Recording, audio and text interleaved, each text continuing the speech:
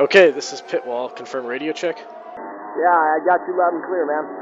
Alright, great. Just to remind you, your stint goes as follows. 2 laps to get the tires up to temperature, 3 hot laps, 2 cool down laps, 3 more hot laps. Copy? Yeah, so what time should I be shooting for?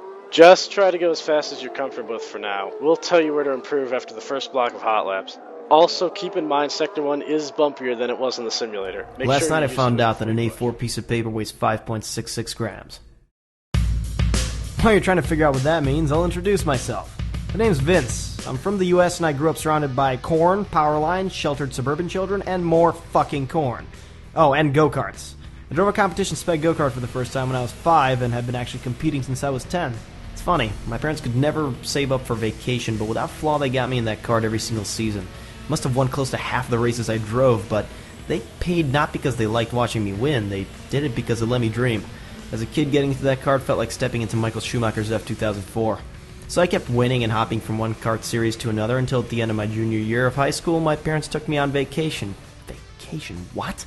Apparently my dad's old boss bought a majority stake in a Formula Renault 2.0 Alps team, so while my parents actually went to Barcelona and Madrid, they told me to fuck off to the eastern part of the country and test a car for a week in front of a smug team principal and his 5.5 mechanics. Little did I know that with their finances, they were desperate for a driver, one that would drive for free. I guess at the end of the week I did well enough that they got me on board, and the rest of the summer I spent racing and working to save up money for plane tickets. First month of school was back and forth, 1 week here, 2 there, race here, class there, all the while studying racing theory more intensely than anything for school. My first full season started with me getting judo flipped by some inbred rent-a-driver, but I corrected that with a race win a week later. Just like that, my first one in Europe. More followed, and by July, the team boss offered me an obscene $50,000 to keep racing for him next season. Fortunately enough, that same weekend a scout from GP3 came and watched me dominate from start to finish. He walked off with only my name on his clipboard, which was followed up by a call the week after. Don't get me wrong, I've never made $50,000 in a year before, but I just couldn't reject the GP3 offer. Once I stepped foot in a GP3 paddock, however, the complexity of this world hit me. Once I figured out how to drive the cars and started putting up quality results, that complexity hit me twice as hard, in the form of my first ever offer from GP2. After the initial pitch, the team seemed to keep stalling for time, putting off the transfer date later and later. Only after my own GP3 contract renewal date had expired, that is when I realized my mistake. They were only using my name to get a negotiation advantage with a different driver. They signed him and left me at the side of the road with the words "shit happens" still ringing in my ears. Damn it.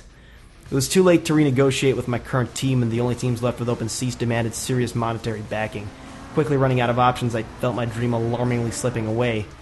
That is, until I was intercepted at the front door of my hotel by some British woman in her 20s wearing an outfit that screamed, "I almost made the Shark Tank auditions." So she comes up to me and goes, "Vincent Miller, you're in shit, and I'm in shit, and we're the only people that can dig each other out." Turns out that the woman, Nicola Oxton, was trying to kickstart her own career in driver management, and without having spoken to me even once, met with a few GP2 teams negotiating me a seat. Problem was, now her career was just as shot as mine. Oxton had one plan left, but it demanded practically unreal results on my part, and it was at this point that I realized that my Sunday stroll mentality in autosport would no longer get me anywhere. Dropping it all was not an option, but neither was mediocrity, so I began to rework my entire routine. I took my savings and threw the money at a third-party simulation outfit to use their simulator, hours at a time, day after day. My alarm setting moved from 10 a.m. to 6:30 with a rigorous gym routine filling in the newly found time. I expected my results to suddenly skyrocket, but I only gained a tenth or two. What did improve was my consistency, especially towards the end of races, and that was just the boost I needed.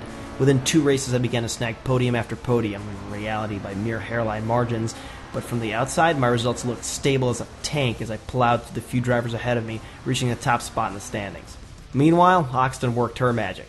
She got me a meeting with the team principal of a top GP2 team, and we basically pretended that though we had a guaranteed spot in a mid-pack squad, it didn't do my current form justice, and I wanted to trade up for a better team at an irresistibly low salary.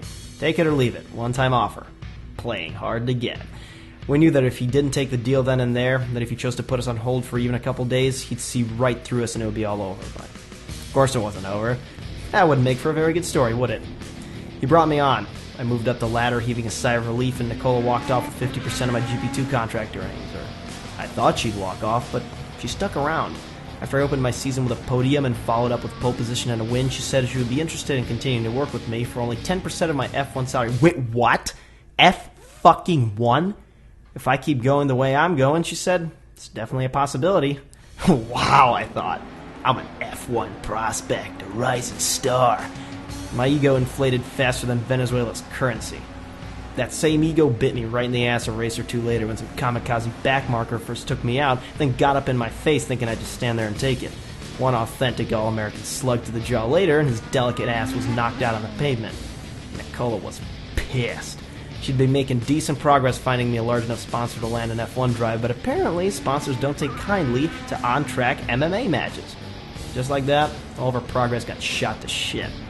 It became clear that at this point I'd have to dig in for the long haul. Starting from scratch, it would take a year to find a sponsor again, and after that another year of top-shelf performances in GP2 to apply for the millions I needed for an F1 seat. To rebuild my image, she scheduled me to one sponsor meeting after another and somehow got me spot at Expo after summit after conference. Unfortunately, I meant 28 hours of activity for each 24-hour day. Sure, I could have given up some simulator or gym time, but I guess I'm too stubborn for that logic. Nah. I found out that I could go all weekend 4 hours of sleep, and as long as I got 6 on race day, I could walk away with a top 3 finish. So I carried on, walking around the paddock like a zombie week after miserable week, until I got a birthday present 2 weeks after my birthday. From Nicola. A sponsor deal this fast? Not quite. Inside the folder was a piece of paper printed on a printer that had been running out of ink for a solid week. An email from just the day before. We would be delighted to have Mr. Miller participate in the Young Drivers testing session driving the SF-15T, courtesy of our partners at Ferrari. Sincerely, Gunther Steiner, Haas F1 team. Holy shit. Sorry, Vince. I was hoping it would come in closer to your birthday, she said. Until that moment, I thought she'd only been looking out for her own career, but watching her eyes as I opened that folder, I knew she gave a shit about me too. Arriving at the paddock in Abu Dhabi, I expected to be more excited and jittery, I guess. Instead, this weird sense of calm prevailed. I got into the car as if it was just a regular car. Secretly, I already knew that I wanted more. I was wishing that I was driving for Ferrari. I was wishing that it was already March 20th. I was wishing that I was already climbing to the top step of the podium. Yet, as I started driving, all of my thoughts were carried away. The surrounding terrain, the voice of the engineer, the fears, the expectations, the anxiety, the dreams, the goals, the memories, they were all swept away by the hum of the engine behind me. Hell, I couldn't even remember the target lap time they gave me, so I drove in silence, pushing more and more each lap. I finally took the car in, and the engineers were staring at me with these wide eyes. Fastest in the session. Obviously, the other teams were running tests that slowed their lap times, but fuck that. I went fast. Some say that in a sport as precise as ours, the margins are minimal. 25 millimeters separates a pole position lap from a barrier.